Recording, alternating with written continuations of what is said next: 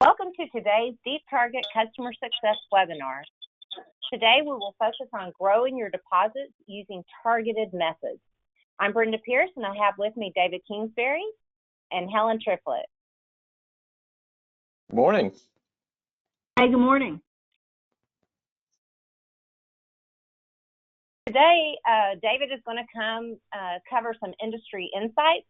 We're going to hit on Helen's hints, where she talks about targeting your message.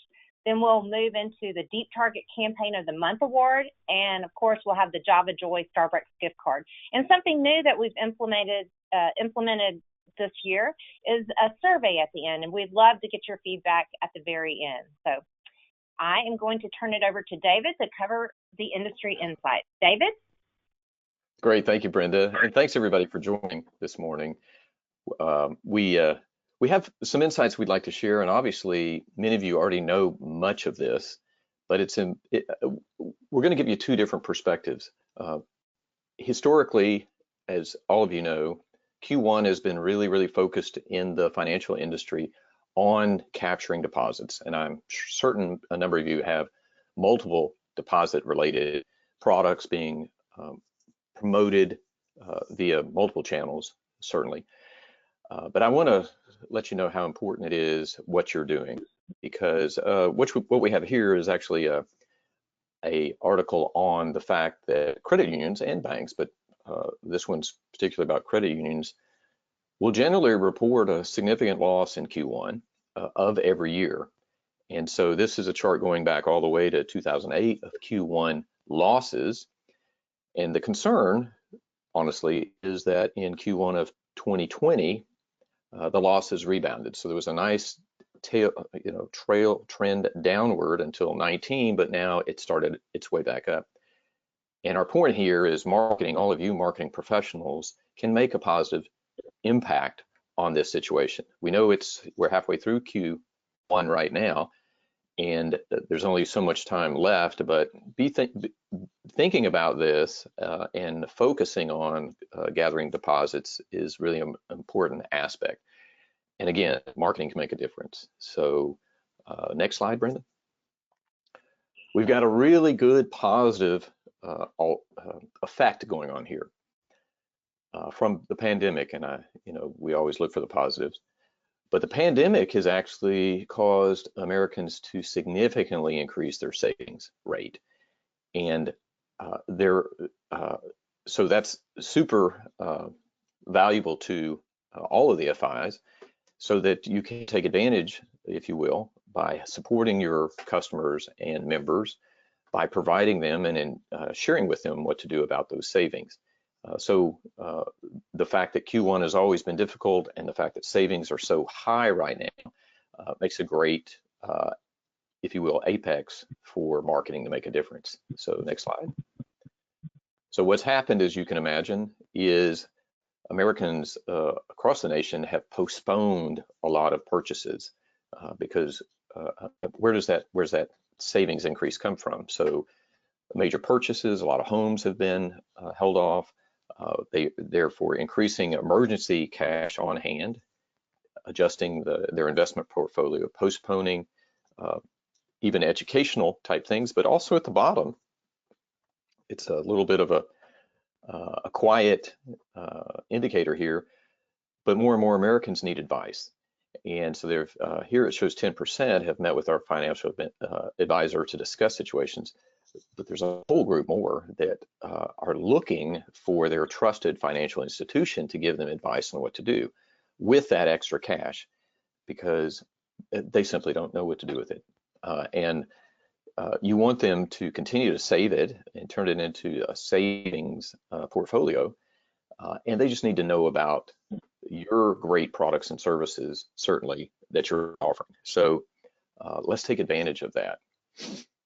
So again, the financial brand talks about, and you'll see in the chart on the right, this gives us a perspective of the absolute vast amount of personal savings increases that have happened last year in the first quarter or so, and the fact that they've increased their emergency cash funds so much, and they're trying to increase and start retirement savings. So both of those aspects are areas that you could focus on to provide insight, training, education, as well as products. And so those are, again, it's a perfect time for you to help all of your customers and your members. Okay, next slide, Brenda. So ultimately, and many of you have done this in the past, and I'm certain of it, and we've got some examples we'll talk about in a second. We've just highlighted a few of those going out of this article on strategies to increase deposits, and we've highlighted just a few of them just to make sure, kind of a double check, if you will, to see if you guys are doing this. Number one, offer free gifts for opening a checking account or a savings account or any other. Cash incentives to open a new account. Referral incentives for signing up friends.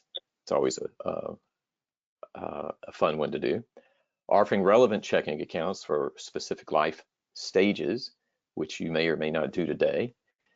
Save to win contests.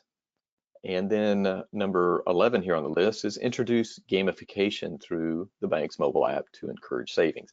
I'm not sure if many of you remember, but when DeepTarget implemented HTML-based ads a couple of years ago, we actually introduced a gamified ad with moving parts, and the user of the app could click and enter into a game.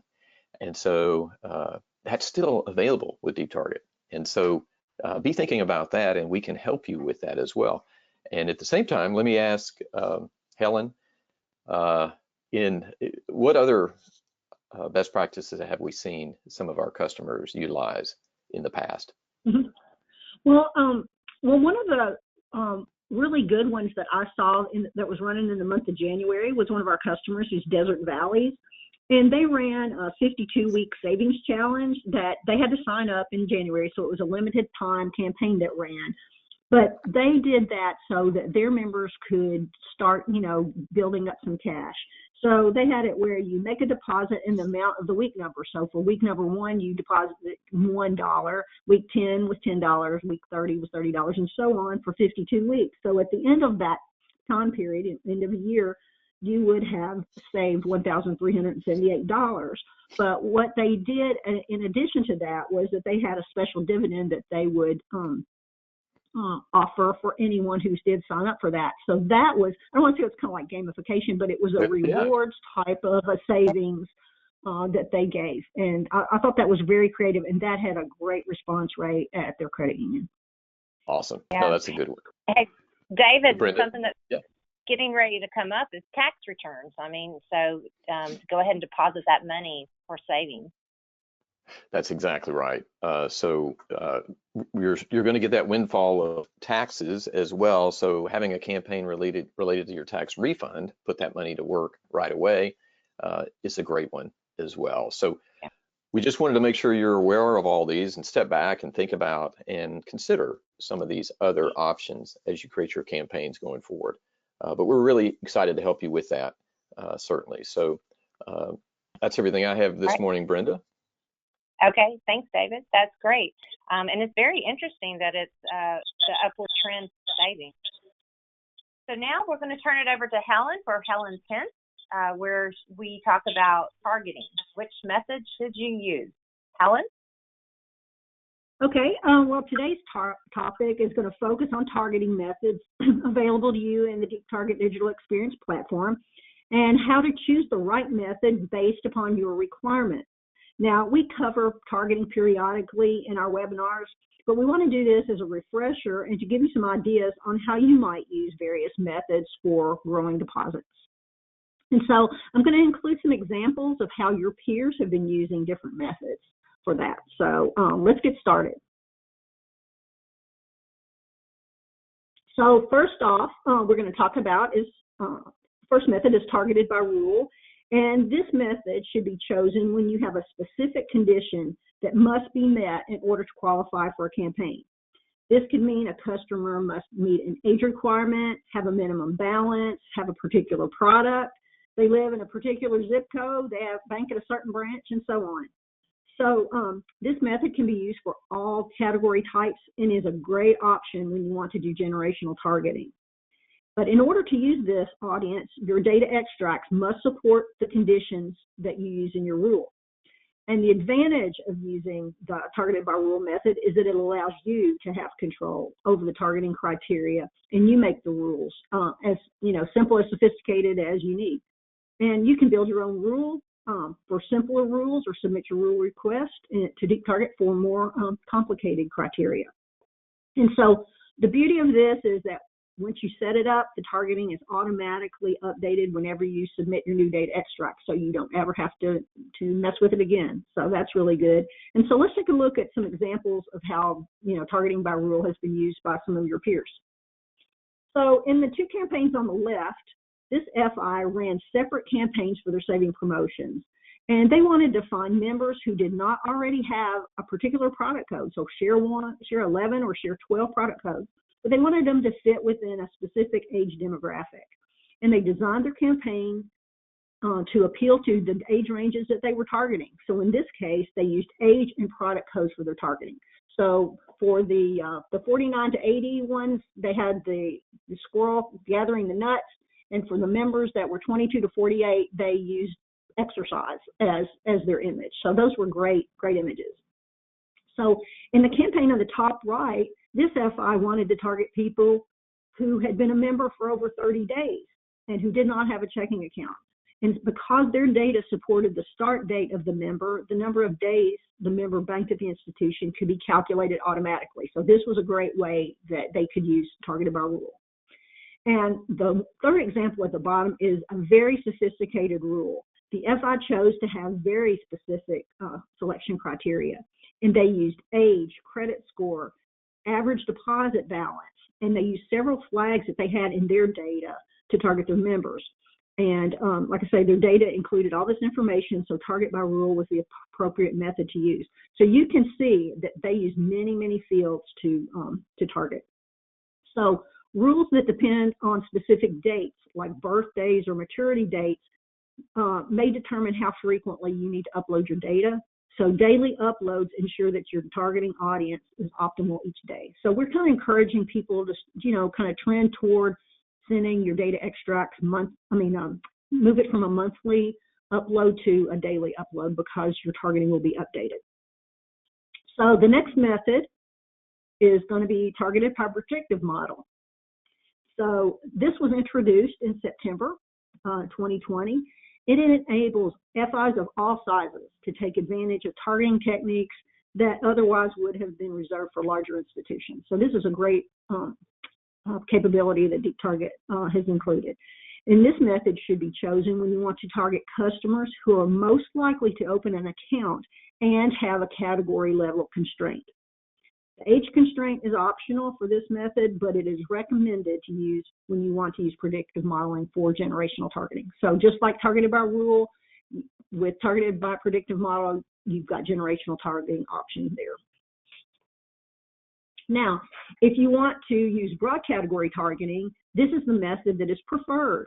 It not only will it segment by those who do not have a certain product type, but it will further segment those in that group who are most likely to open an account based on machine learning intelligence that has been gained from 200 financial institutions. And this further segmenting ensures that the campaign is going to the most relevant recipients. So with this method, once you set it up, the targeting is automatically updated whenever you send in new data extracts. And in order to use this audience type, your extracts must contain the recommended set of fields. So let's take a look at some examples of how targeting by predictive model has been used by some of Deep Target customers. Now, in all of these examples, the FIs created checking campaigns. So all of these are checking campaigns, and they segmented their audience using predictive model and a minimum age constraint.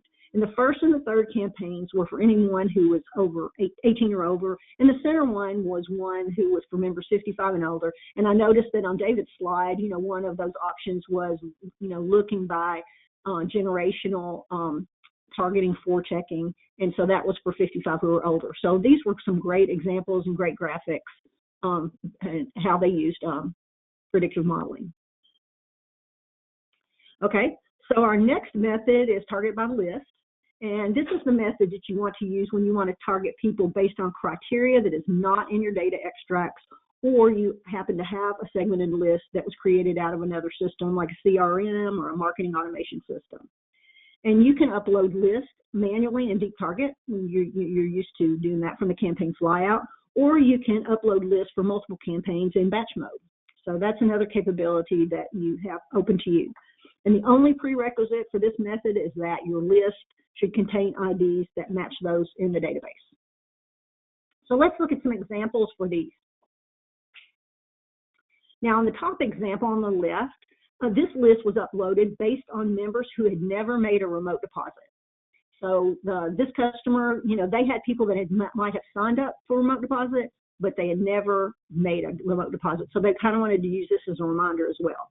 So this data attribute was not in their data extract, so they were able to capture that information in another system and upload that list of individuals. So in the bottom example, this FI wanted to offer a limited time certificate to members who were in a certain age range and who had a checking account and lived within 5 miles of the branch. Now, the age range and the checking account was in the data, but the distance couldn't be calculated because those data fields were not included in the data that we had. So they created their own segmented list and uploaded to their targeted by list campaigns. So these are 2 good examples for how they used lists. And the final type of targeting is all users. And you want to use that when you want to reach all your members. And at least one all users campaign should be running at all times. And you want to use this when it doesn't matter if you don't have any other specific criteria. So you don't have a specific age or other criteria that you want to use for targeting. So you use this one. And this should be your communication vehicle to let your customers know about your services.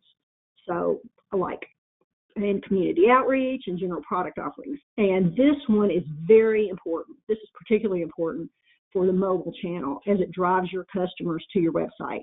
Now, there are people that you do online banking, so they have to go into your website to get in, go through the portal to get there. But in mobile, they don't have to do that. They've got their own app. So to drive people to your website, all users campaigns really work well. And you don't have to supply data to Deep Target in order for all users campaigns to be operational. And like I mentioned, you should always have one of these running in all channels at all times, so all your customers will see a communication. So let's look at some examples here. Now, these FIs chose to run all users campaigns for checking, savings, and IRA offers. And these ads have great looking images and messaging. So, these are some options that you have. Look at the one in the center, that holiday sneak up on you last year. So, that was like starting a club savings account for, could be for kids and stuff. So, these images appeal to everybody, but, particularly, in the younger generation. But you can look at any of these ads and, those are great all users examples. Okay, now those are the targeting methods, but I also wanted to talk about detargeting. Now, detargeting has been in application for a while, and it's available when you have a targeted by rule, list, or predictive model audience type. So what you do is you go into your campaign settings tab in the flyout, and it allows you to temporarily suppress showing a campaign to a customer for a period of time if they have not engaged with the offer in a specific time frame. So David, do you want to talk about the parameters used for detargeting and how you might want to modify those based on campaign type? Sure. Yes, Helen, thank you. So this is, a little known, and some of our customers use it significantly, and it has to do with ad relevance to your members or customers. Because if someone, one of your users on your channels does not, they get multiple impressions, but they don't engage, they don't click in a certain period of time, then you don't want to waste that ad space or their time with that ad. And so you can set these parameters up so that ad will automatically turn off and then back on after a period of time. But so you want to think about using this, certainly always with every campaign. And the reason it's you need to think about it a little bit more, and we can give you some guidance on that, is quite often the product will take a little bit longer for a user to close it and invest in it, if you will. So for instance, if somebody's going to get a credit card, you'll let the ad run for a couple weeks, and then you'll turn it off for a couple weeks, and then you'll let it run a couple of weeks, and so forth. But a mortgage is different. You might let the mortgage run for 2 months and turn off for a month, and then turn on back on for 2 months, because it takes, as we all know, and certainly in today's world, it takes 6 to 8 weeks to get a mortgage or refinance or what have you. So you need to think about the buy journey of the product and set up the detargeting related to those time frames. But again, we can help you with that. But look into this capability. I think you'll be really amazed with how simple it works and how effective and therefore more relevant the ads are to your users. Thank you, Helen. Okay, so if you want to learn more about this capability, reach out to our support team, and we'll be happy to help you set it up. And also, there's a document in the application. You just go under support resources, and it'll give you some more information about detargeting. So, and I think that'll be helpful for you. Okay, that's it, Brenda. Okay, thanks. That was such good information. Okay, so let's now move to the Campaign of the Month award. And this month's winner goes to Partner This one's Colorado yeah. Credit Union. Woo! Yeah, and we want to congratulate Jolene Granados, who's their Senior Marketing Director. And she ran a great mortgage campaign that was one of the top performers of all campaigns across all customers this last month. Right, and this, it's a very eye-catching campaign, and it ran on both the online banking and mobile channels, and the banner colors and images, they're very consistent, they're bright colors, and they look really great, and especially during these cold months of winter. And And there's this special mortgage campaign. I wanted to say it ran only for 15 days. So it was a limited time offer, and it ran in January, and it had an amazing click-through rate of 8.35%. That is really tremendous. And compare that to the industry standard of 0.05%. That shows you how engaging that campaign was for their membership. Yeah, and the call to action directed their members to their webpage, which gave them a lot of information, like how to apply, online tools and calculators, and a link to the home buyer's guide. So it was very well thought out, and it anticipated what the customer would need to know, and went ahead and put that information in. So great job. Congratulations to Jolene on a very effective campaign. Congratulations. That was great. Okay, so I want to switch into, our customer success team has completed over 30 customer success reviews already this year. And we've received some great input from those who have participated. So we just want to make sure that you're aware that these meetings are designed to give you one-on-one time with the experts to go over your campaigns and performance, and to offer you tips on how to optimize your setup. And like, detargeting, we can show you how to do detargeting. If you haven't already signed up for a session, make sure to get on the schedule. And I just want to kind of go through some things that people are saying. Rob sent us in, and he said, I thoroughly enjoyed our meetings and found the insights were terrific, and the meetings provided much improved clarity to metrics. And he, all three of them that came to the session wanted more. So thank you, Rob, for that. And then we have Heather, who says, I really appreciate the in-depth review of our account and tips to help us optimize our advertising for better results. So everybody's coming, and they have different things that they want to look at. It's your time and it's your data. Here is Shelby, and she said our review is an invaluable part of formulating our strategy for the year. The periodic reviews have allowed us to perform well on a consistent basis, and over time have helped us drive excellent engagement from our membership. So thank you, Shelby and Heather and Rob for doing a customer success webinar.